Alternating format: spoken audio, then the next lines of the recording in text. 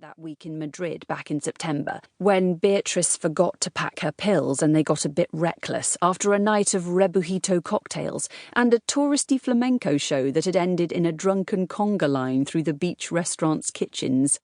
They'd had to have the whole conversation on the plane home about how maybe it wouldn't be a disaster if they actually had made a holiday baby, and since they were both approaching 40, it might be a case of now or never. There had been no holiday cocktails baby after all, but its brief hypothetical existence had kick-started an intense few months of really actually trying, which, although she didn't admit it to anyone, was accompanied by a big sigh of relief at the end of what could only be described as an embarrassingly long dry spell. In the quieter, lonelier moments during her days at home scouring the Guardian Arts jobs pages and mailing out CVs to every arts organisation within commuting distance, she would get to thinking and could admit to herself that Madrid hadn't been the start of it at all. Beatrice had known at least 2 summers ago that she had begun to change her mind about not being all that fussed about babies. Around about the time she'd detected a slight hollow tone in her jokey, deflective answers to questions from those nosy enough to ask why she had been married for so long, 8 years at that point, 10 years now, and still didn't have kids.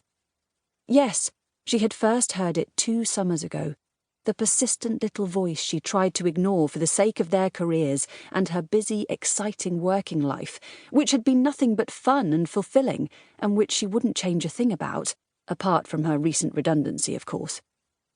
That was way back when her sister Angela and Vic had started the process of finding a donor service and embarking upon what turned out to be a long, expensive journey involving 7 rounds of assisted intrauterine insemination, Angela's hopes for a growing family coinciding fatefully with their mum's cancer diagnosis. Beatrice slid the empty drawer shut, flinching at the resounding bang it made.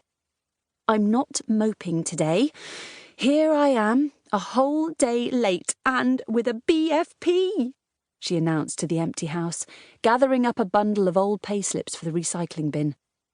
Earlier that afternoon, she tried out an online due date calculator, which had told her that this baby would be making its appearance around the 20th of September, just days after the big birthday she'd been dreading for months. But all that trepidation had melted away at the sight of those pink lines. September would be beautiful this year, a time for long walks with a pram, lattes in hand. Rich would take paternity leave, and they could plan a welcome to the world party with cake and bubbly and look forward to introducing baby Clara, who'd be a wobbly toddler by then, to little baby Halliday. September didn't seem very far off at all. There would be so much to do before then.